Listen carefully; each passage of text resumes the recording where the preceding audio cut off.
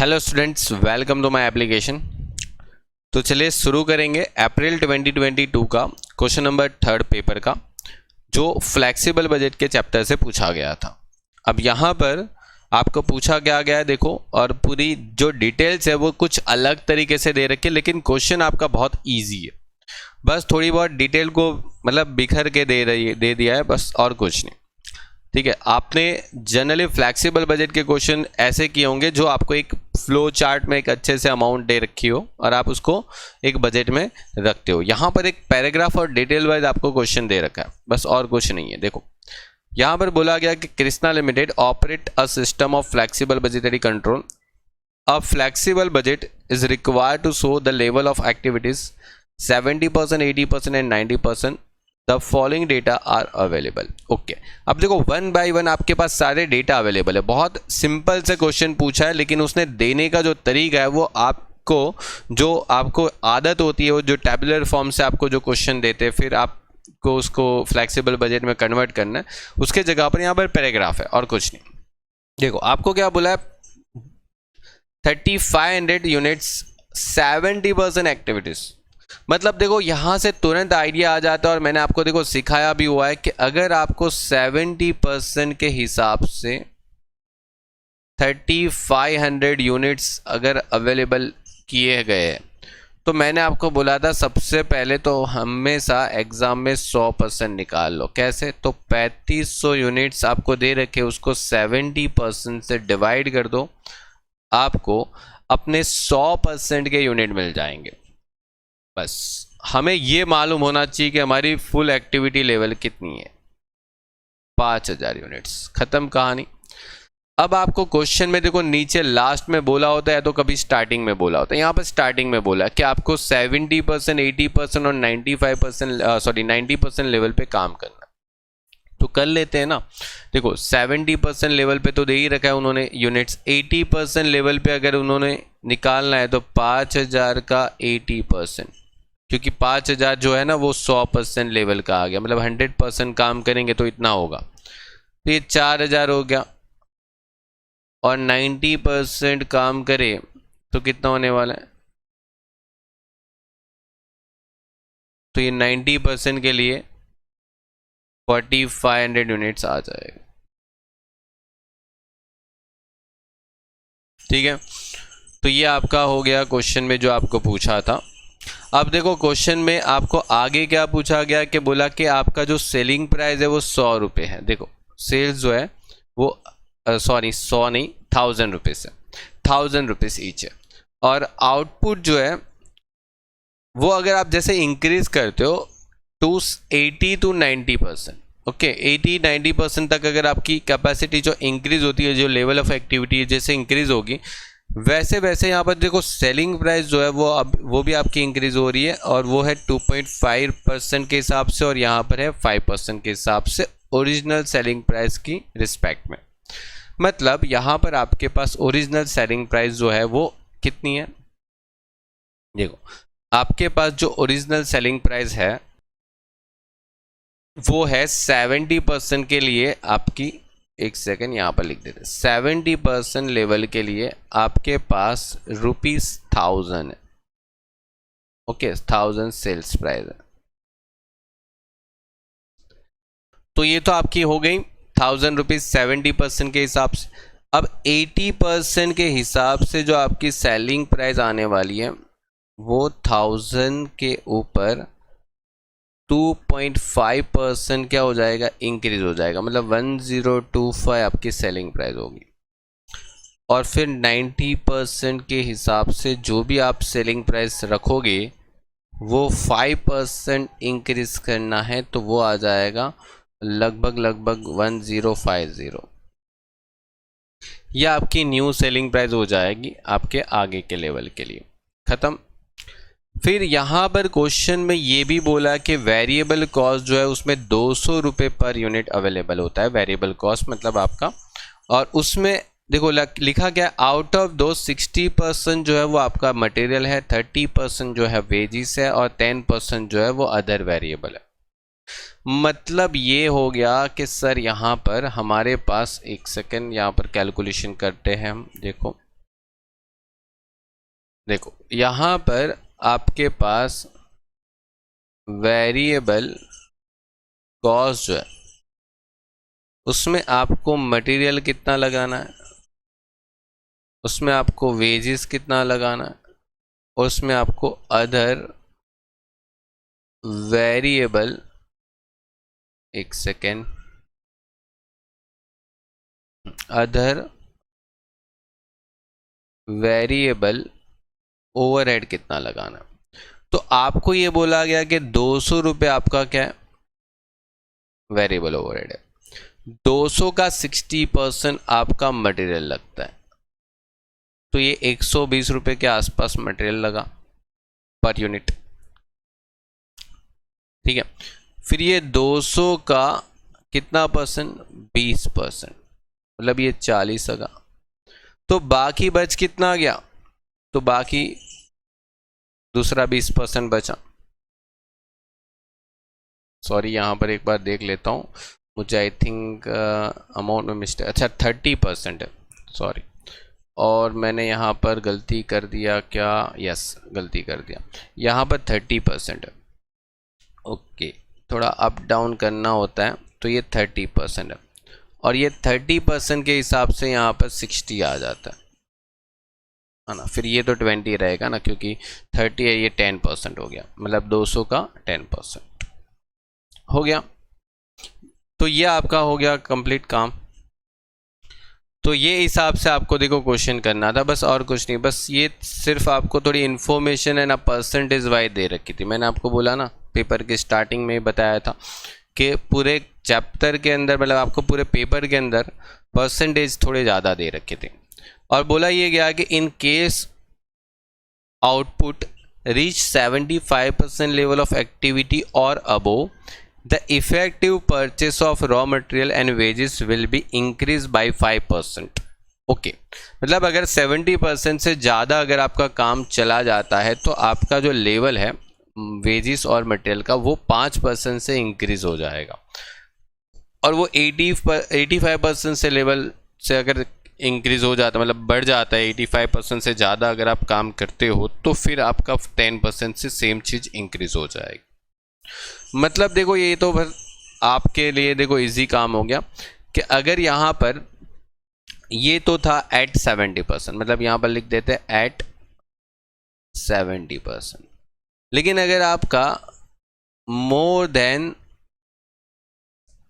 75% workout हुआ है, तो आपका यही जो मटेरियल है वो 120 के ऊपर 5% बढ़ जाएगा आपका मटेरियल। ये आपका वेजेस जो है वो 60 के ऊपर 5% बढ़ जाएगा, और आपका अदर ओवरहेड जो है वो कुछ नहीं बढ़ेगा, वो सेम रहेगा। तो ये 63 हो जाएगा, ये 126 हो जाएगा, और ये आपका आंसर आ जाएगा। ठीक है, देखो आपका 120 का 5% बढ़ा के देख लो, है ना, आंसर आ गया, ये 209 रुपये हो जाएगा।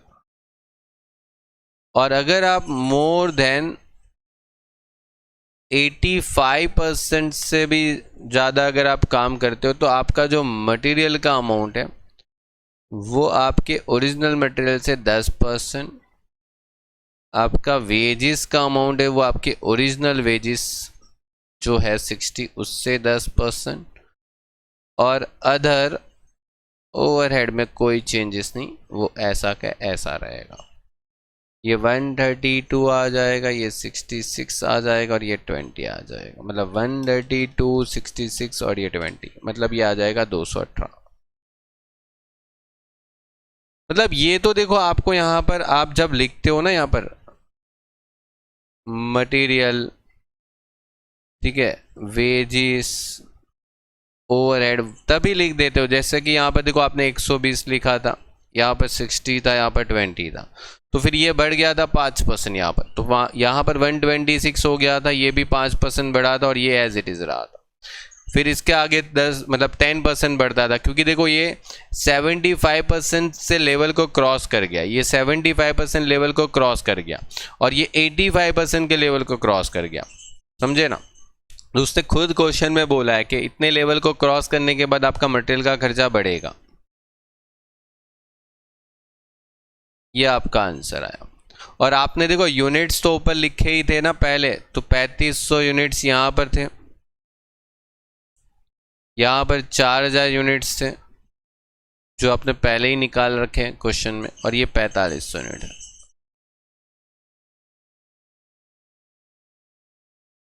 हो गया। चलो उसके आगे की अगर बात करते हैं तो क्वेश्चन में देखो फटाफट काम हो रहा है। आपको बोला कि वेरिएबल ओवरहेड के अंदर आपका एक सेल्समैन कमीशन भी है जो 5% ऑफ सेल्स, कोई बात नहीं 5% ऑफ सेल्स है, तो आपका जो कमीशन होगा वो भी यहाँ पर लिख देते। कमीशन जो है वो 5% ऑफ सेल्स, ठीक है। तो देखो आपकी जो सेलिंग प्राइस है उसका भी 5% कर लोगे तो चलेगा, ठीक है। जैसे कि लाइक आपके पास सेलिंग प्राइस अवेलेबल है, देखो ये रहा, ठीक है, ये रहा सेल्स प्राइस अवेलेबल है, तो यहाँ पर आप कमीशन ढूंढ सकते हो।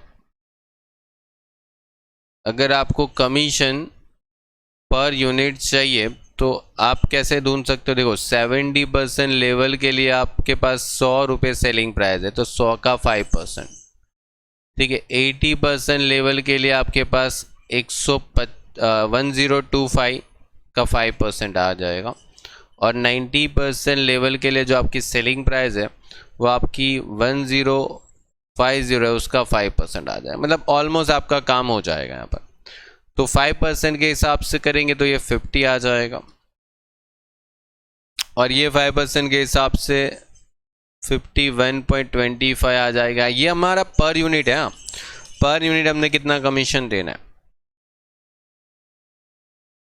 सॉरी 52.5। और ये अगर आप नहीं भी ढूंढते हो डायरेक्टली, आप जब सेल्स आएगा तब आप ढूंढ लो, ठीक है।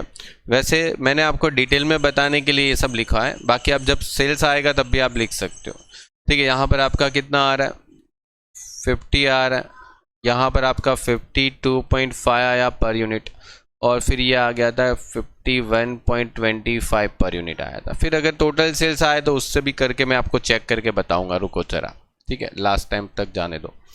यहाँ पर अभी आपके पास सेमी वेरिएबल ओवरहेड है। अब ये एक थोड़ा सा आपको कैलकुलेटिव पॉइंट यहाँ से दे रखा है। आपको पता है, देखो मैंने सिखाया भी है कि अगर 40% और 60% के हिसाब से आपको दे रखा है फैक्ट्री ओवरहेड और सेल्स एंड डिस्ट्रीब्यूशन ओवरहेड, तो इसका तो देखो हमने बहुत बार कैलकुलेशन किया है कि अगर इतने % लेवल का ये खर्चा है और इतने % लेवल का ये खर्चा है, ठीक है। तो देखो 40% लेवल का है अमाउंट 5,60,000 और 60% के लिए अमाउंट है 6,40,000। ओके, तो मैं यहाँ पर आपको फैक्ट्री ओवरहेड का कैलकुलेशन बताता हूँ। देखो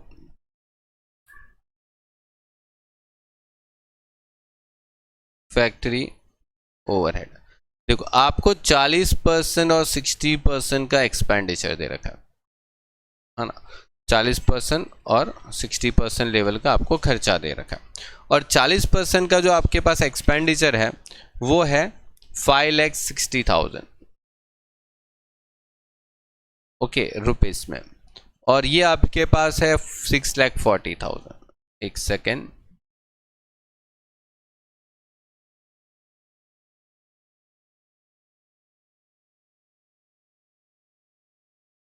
और ये आपका डिफरेंस आ जाएगा 20% के अप्रोक्स। और ये जो डिफरेंस आता है ना वो फॉर द वेरिएबल ओवरहेड ही आता है, ये चीज याद रखो। ये मतलब ये तो आपको मैंने सिखाया हुआ है यार, मतलब आप देखोगे हर वीडियोस के अंदर, हर लेक्चर्स के अंदर मैंने आपको ये चीज़ आपको सिखवाई, फिर भी अगर आप इसको मिस करते हो एग्जाम में, ठीक है, तो फिर तो क्या करें। तो ये अपना वेरिएबल आ जाएगा, और ये वेरिएबल जो है ना वो हमें 100% का निकाल लेने का, वेरिएबल एट 100%, क्योंकि ये तो 20% का वेरिएबल है।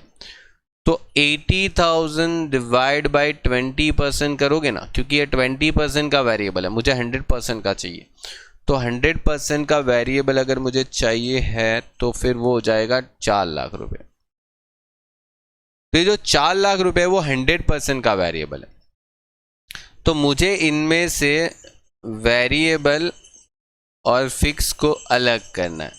क्योंकि ये मेरा टोटल ओवरहेड था, ये मेरा टोटल ओवरहेड है, ये मेरा वेरिएबल है इतना और ये फिक्स इतना। कैसे पता चलेगा? देखो ये कितना परसेंट लेवल एक्टिविटी है, 40%। तो 4 लाख का 40% करो तो जरा, 4 लाख का 40%, ठीक है, 4 लाख रुपए आपका है ना, ये आपका टोटल 100% का वेरिएबल है। कितने परसेंट का? 100%। मतलब 100% काम करोगे ना तो इतना वेरिएबल कॉस्ट होगा। लेकिन मैं तो सिर्फ सर 40% काम कर रहा हूं और यहां पर 60% बता रहे हैं, है ना। तो 4 लाख का 40% करोगे तो आपको मिल जाएगा अपना 40% का वेरिएबल एक्सपेंसेस 1,60,000, और 60% करोगे ना 4 लाख का तो आपको 2,40,000 मिलेगा। मतलब देखो आपको 40% का वेरिएबल अगर निकालना है तो चलो मैं कैलकुलेशन करके भी बताता हूँ, ताकि अगर आपको कभी भी डिटेल में ढूंढना है तो ढूंढ सकते हो। ये आपका आ गया 1,60,000, और 60% का वेरिएबल अगर ढूंढना है तो आपको 4 लाख 100% के हिसाब से आया, तो आप 60% कर लो, 240 आ जाएगा। अभी आपको बजट बनाना है 70% पे, फिर 80% पे, और फिर 90% पे, राइट। 90% पे बजट बनाना, आपको जो बजट बनाना उसका भी तो निकालना पड़ेगा वेरिएबल। कितना आ जाएगा? 4 लाख का 70%,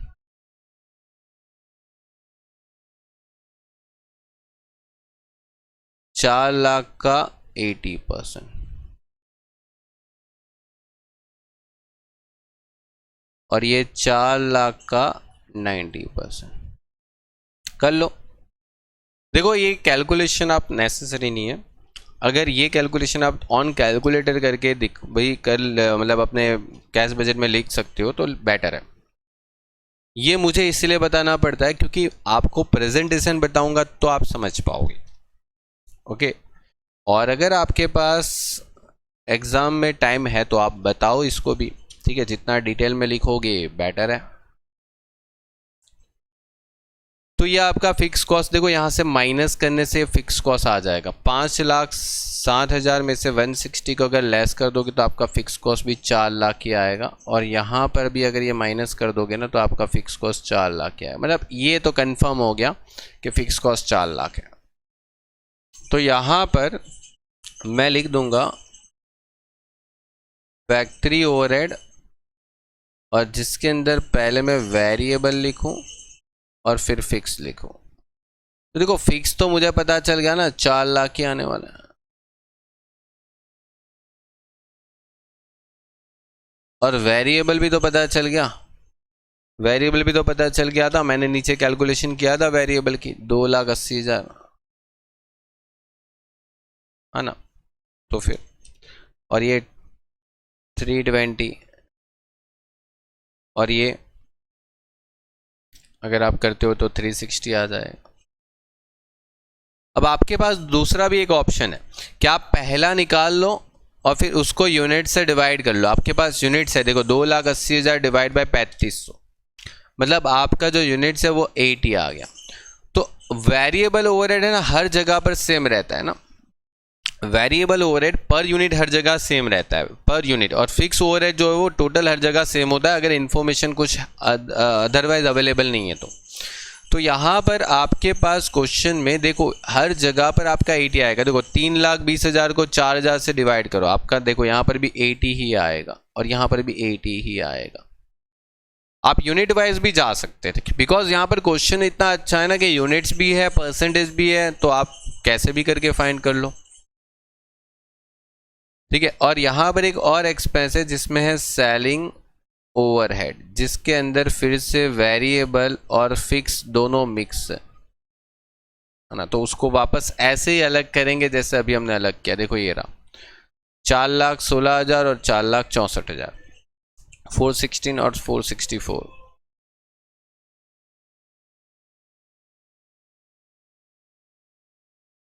चलिए तो देखो इसकी भी कैलकुलेशन मैं लगभग हो सके तो बाजू में ही कर लूँ, नहीं चलो नीचे कर लेते हैं।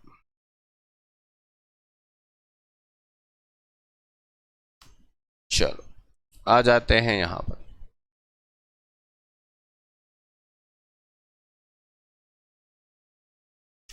क्या है सेलिंग ओवरहेड? देखो आपके पास एक तो डेटा अवेलेबल है जिसमें आपको बोला है 40% के हिसाब से 4,16,000 रुपीज़ अमाउंट आती है, और आपका 60% के हिसाब से जो अमाउंट आता है वो 4,64,000 आता है। तो ये तो आपका टोटल था, और इसका अगर आप डिफरेंस निकाल दो तो 20% जो आता है वो मैंने बोला था ये वेरिएबल का ही आता है। ओके तो देखो 4,16,000 और 4,16,000 और 4,64,000 मतलब आपको 48,000 का जो डिफरेंस मिलता है वो आपको मिलता है वेरिएबल ओवरहेड का। ओके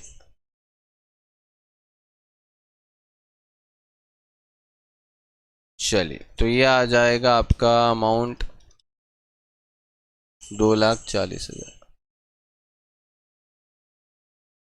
और ये हो जाएगा अपना वेरिएबल ओवरहेड, और ये हो जाएगा फिक्स ओवरहेड।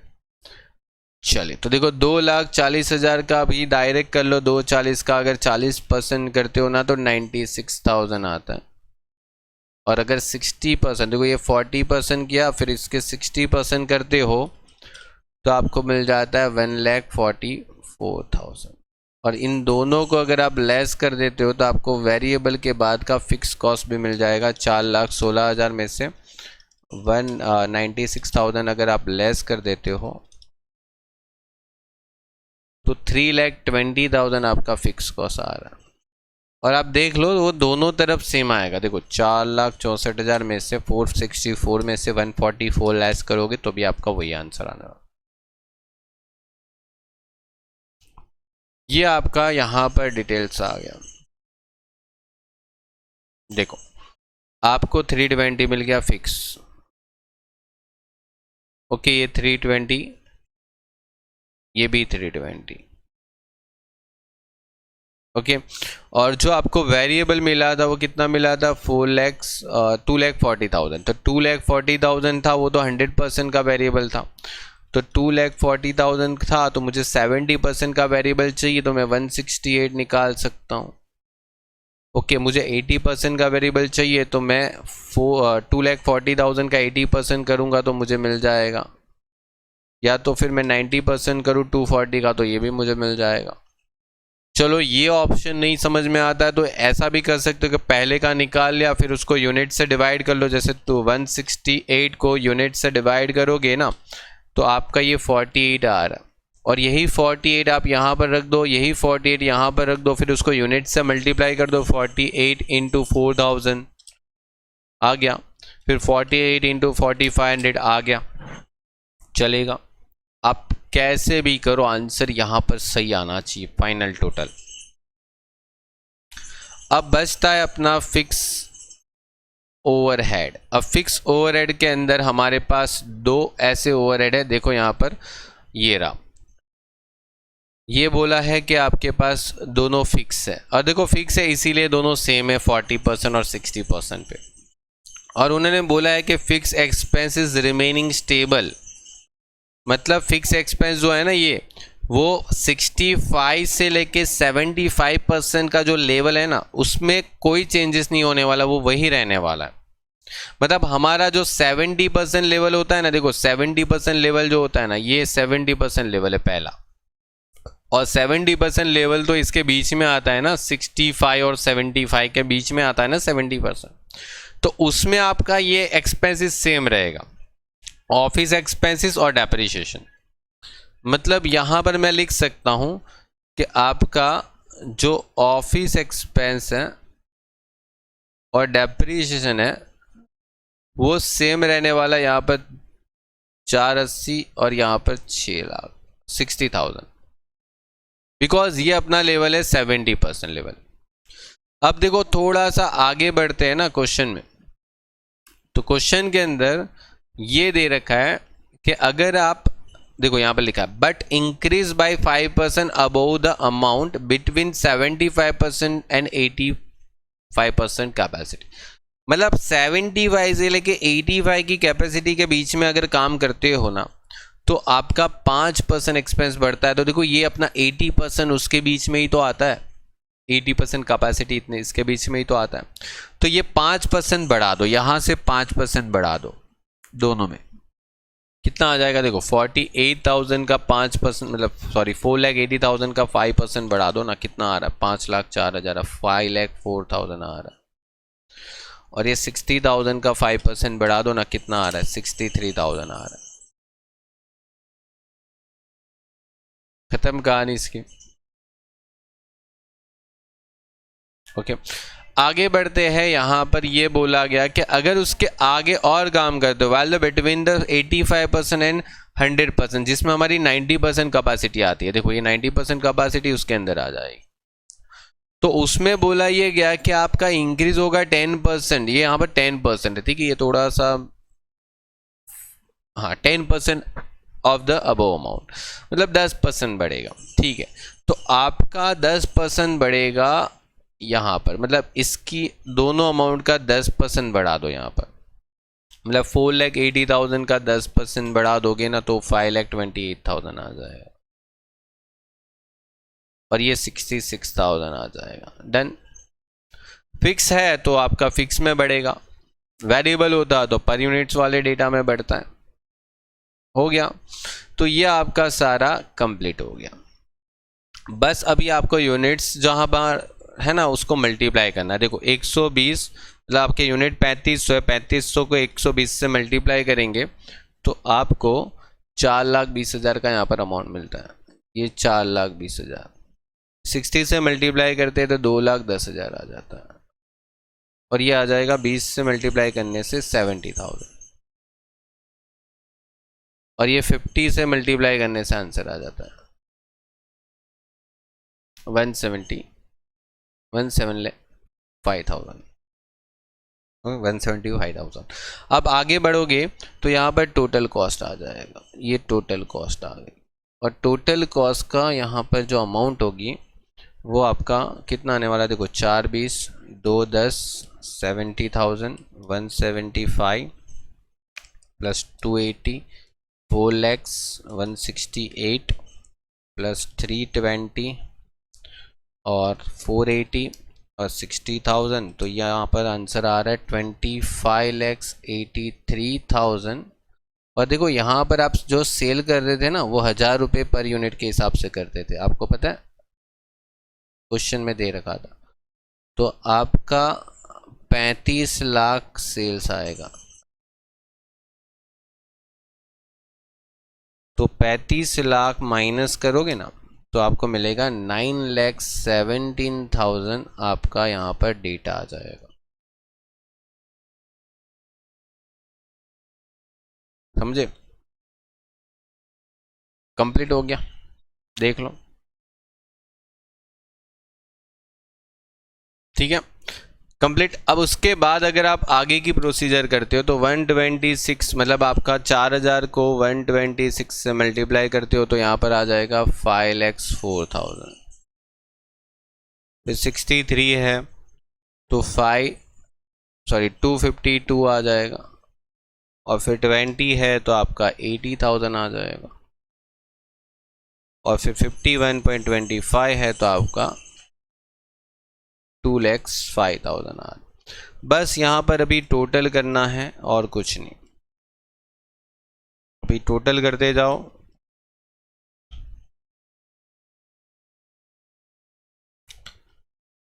तो आपका जो टोटल आ रहा है वो कुछ आ रहा है 28,40,000, ठीक है, ये आ गया आपका 28,40,000 आपका टोटल आ रहा है। ओके तो ये आ रहा है आपका आंसर 28,40,000 और ये जो आंसर है उसके बाद आपका देखो सेल्स जो था ना वो सेल्स में भी आप देखो यहाँ पर आपकी सेलिंग प्राइस जो है ना वो 1025 हो गई थी। तो 1025 को 4,000 यूनिट से मल्टीप्लाई करोगे ना तो आपका 41 लाख रुपीज़ का सेल्स आता है और उसको आप 28,40,000 से लेस करोगे ना तो आपको 12,60,000 का प्रॉफिट मिल रहा है। और यहाँ पर भी अगर आप सेल्स को देखते हो तो 1050 अगर आप उसको 4500 से मल्टीप्लाई करते हो तो 47,25,000 रुपीज़ का आपका सेल्स आ जाता है। ठीक है, और फिर आप ऊपर मल्टीप्लाई करते जाओ 4500 इंटू 132, तो यहाँ पर आ रहा है 5,94,066 और ये आ जाएगा 2,97,000, फिर ये 90,000, फिर 52.5, ये आ जाएगा 236,250। ओके, और फिर 594 plus 297 plus 90,000, 236,250 plus 360 plus 4 lakhs plus 2,16,000 plus 320 plus 528,000 और फिर 66,000। ओके, तो 31,07,250 आपका फाइनल आंसर है। और 47,25,000 से अगर लेस करते हैं ना तो आपको मिलेगा 16,17,750 आपका फाइनल आंसर है। और देखो जहाँ पर यूनिट्स बाकी है वो अभी आप निकाल सकते हो। ठीक है, सिंपल सा लॉजिक है, आपके पास अमाउंट है, ठीक है, आप उसको सीधा डिवाइड करोगे आपको पर यूनिट्स मिल जाएगा। लेकिन वो तो अभी आप अपने हाथ में है, ले सकते हो, इतना तो कंप्लीट कर सकते हो। तो ये आपका पूरा फुल क्वेश्चन जो था कैश बजट फ्लेक्सिबल बजट का वो कंप्लीट हो गया। ठीक है, तो इससे पहले हमने कैश बजट का क्वेश्चन किया, ये फ्लेक्सिबल बजट है, दोनों कंप्लीट हो गए। ठीक है, ऑलमोस्ट देखो मैंने पूरी कैलकुलेशन और वर्किंग के साथ आपको दिखा दिया। अभी आप अपने हिसाब से इसको सॉल्व कर सकते हो। आप दोनों तरीके से कर सकते हो, मैंने परसेंटेज के हिसाब से कि आप यूनिट्स के हिसाब से भी कर सकते हो, आपका आंसर आएगा। ठीक है, क्योंकि देखो क्वेश्चन के अंदर जब यूनिट्स और परसेंटेज दोनों एक साथ दे रखे होते हैं ना तो आप क्वेश्चन दोनों वे से सॉल्व कर सकते हो। और ऐसा नहीं है कोई एक वे से सॉल्व करोगे तो गलत आएगा। अगर आपके अप्रोच और आपकी कैलकुलेशन अगर सही जाती है, अगर आपको कोई कैलकुलेशन वाइज मिस्टेक नहीं करते, कॉन्सेप्ट वाइज मिस्टेक नहीं करते, तो आपके दोनों तरीके से सही आंसर आएगा। ओके, चलिए तो फिर मिलते हैं नेक्स्ट लेक्चर में नए क्वेश्चनों के साथ। Good bye and take care.